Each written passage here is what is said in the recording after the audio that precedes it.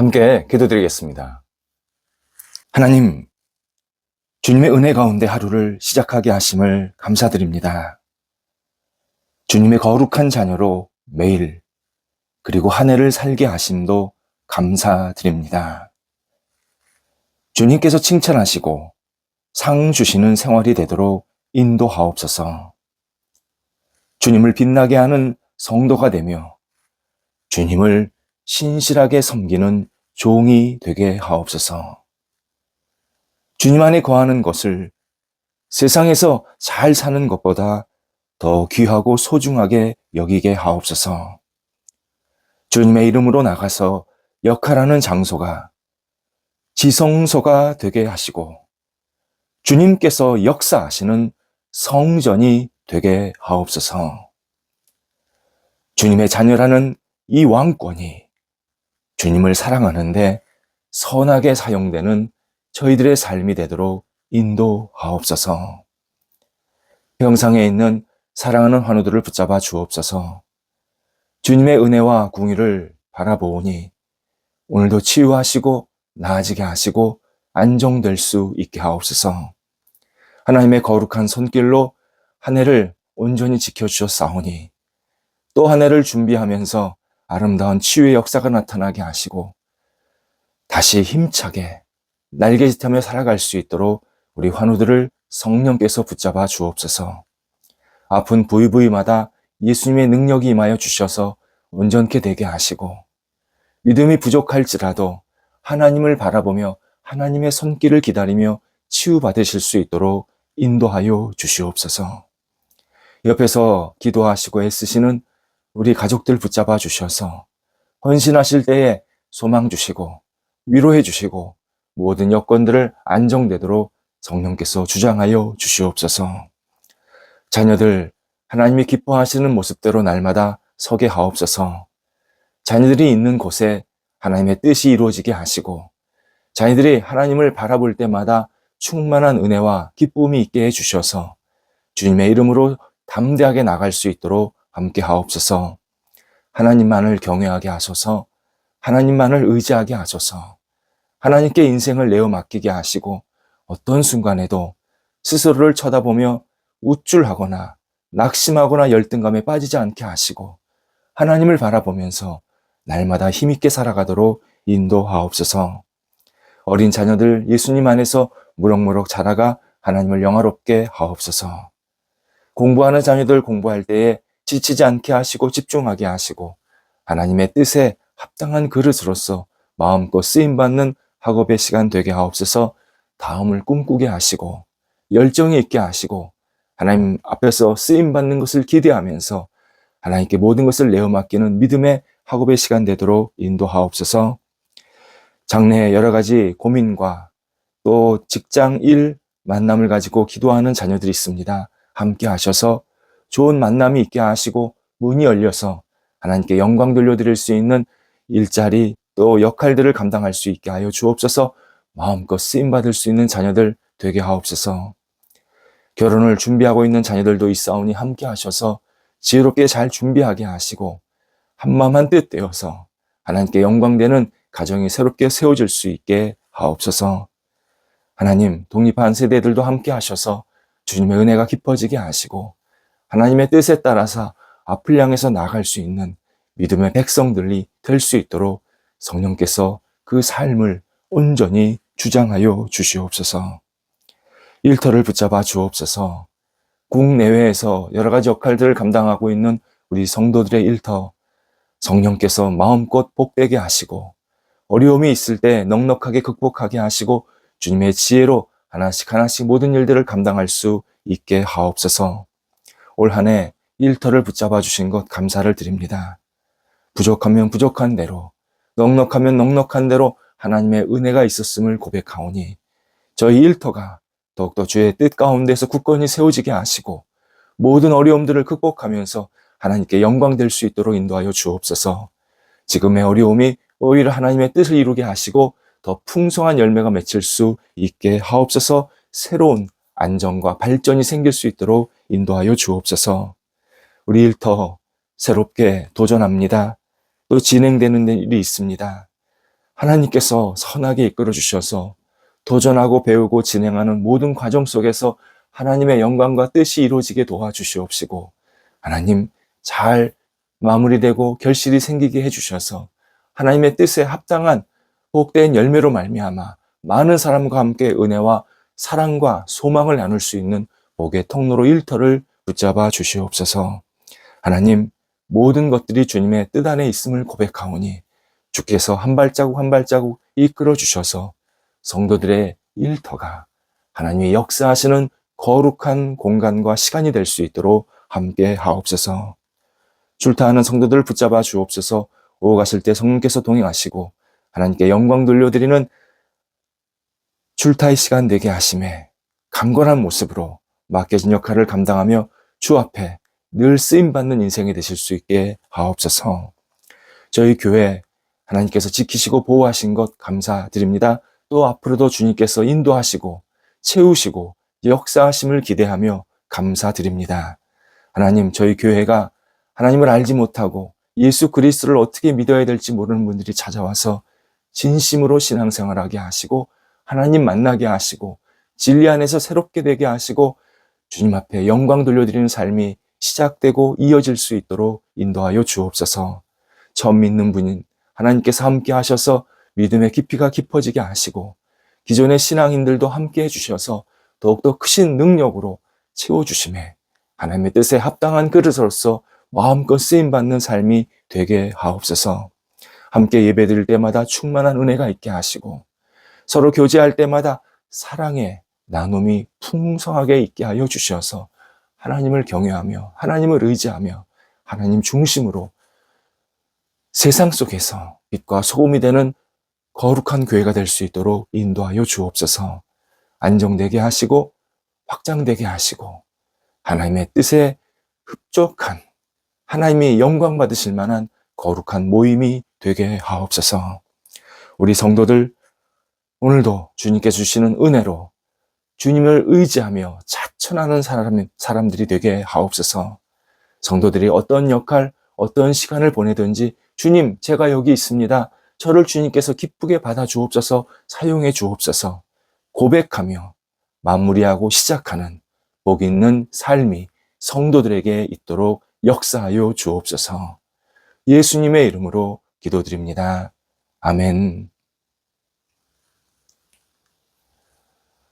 오늘 우리에게 주시는 하나님의 말씀은 신약성경 빌립보서 2장 14절에서 15절 말씀입니다.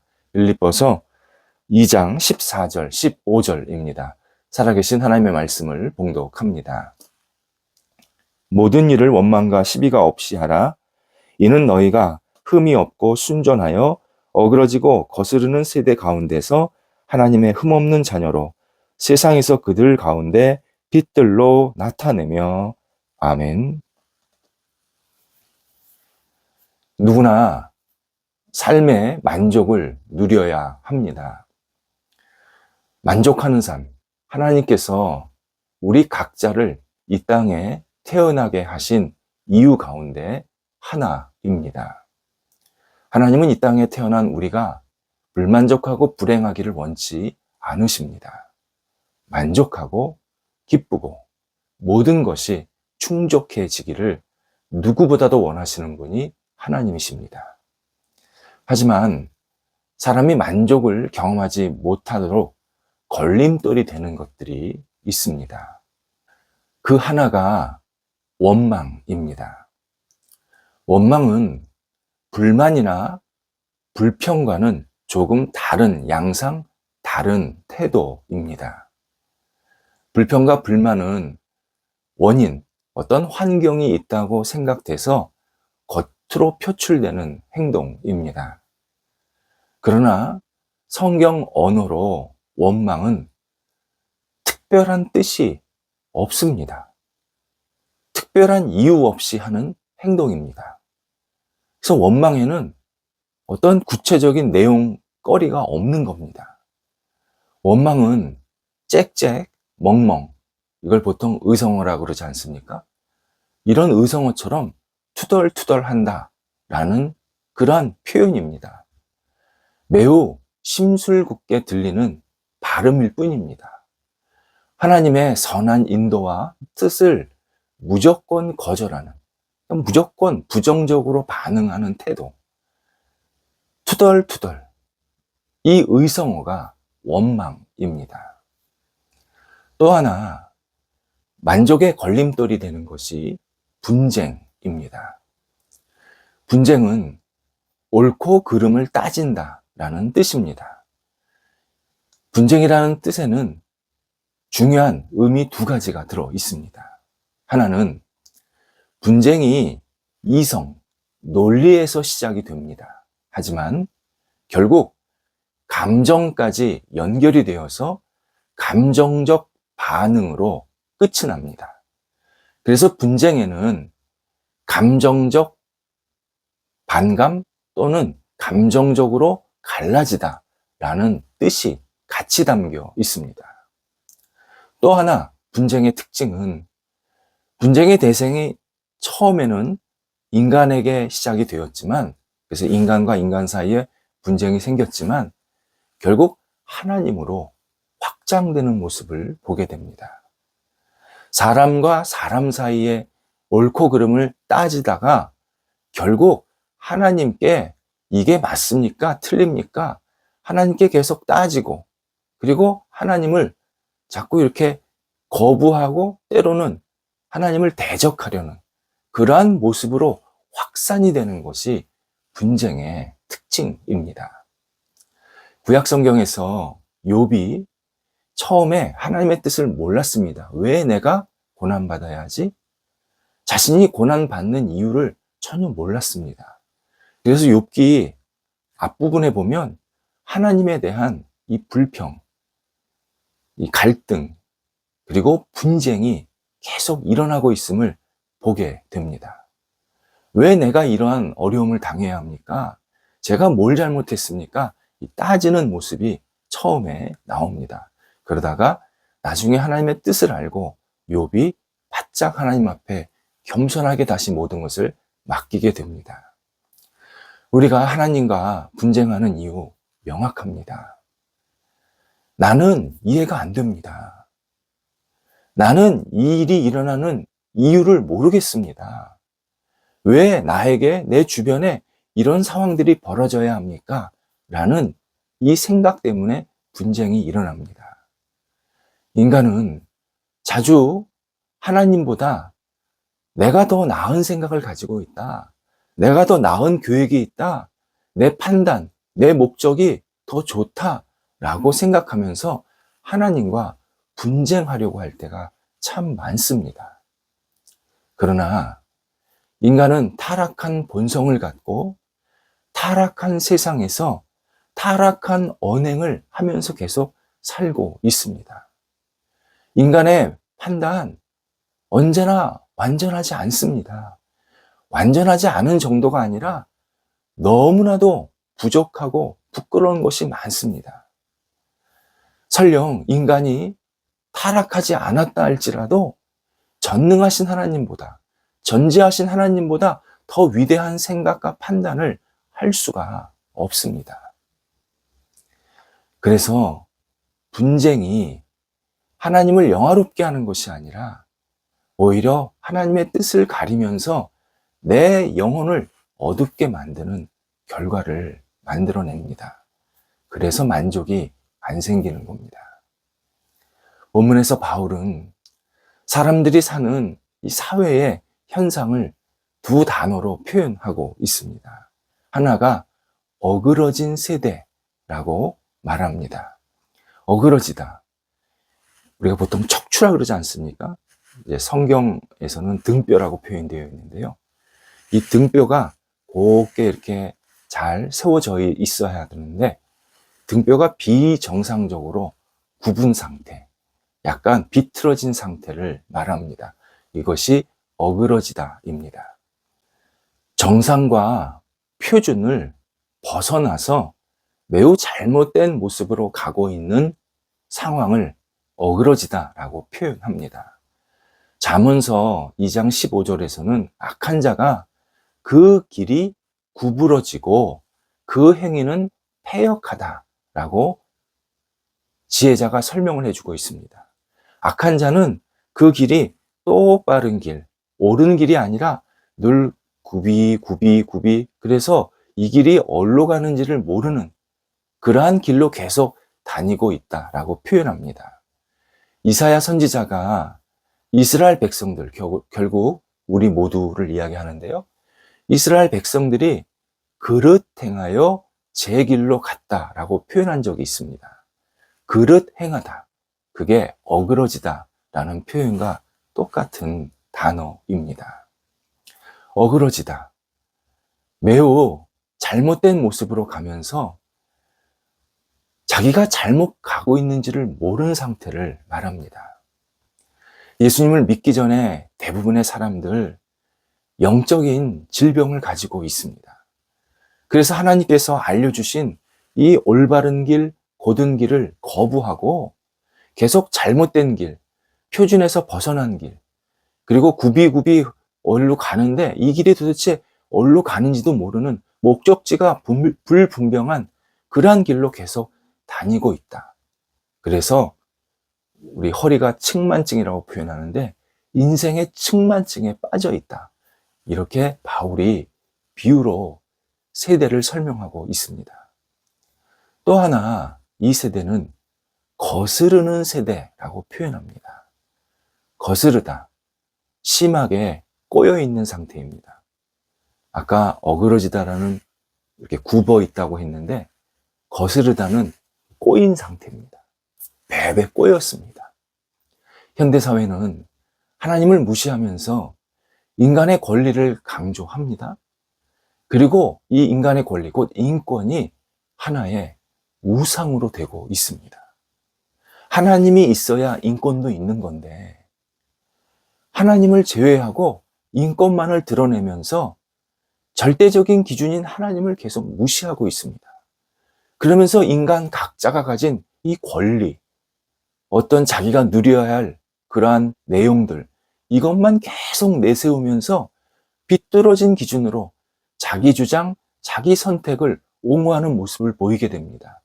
그러다 보니까 베베 꼬이는 겁니다. 나와 저 사람과의 이 권리가 상충이 되면서 계속 꼬이는 겁니다.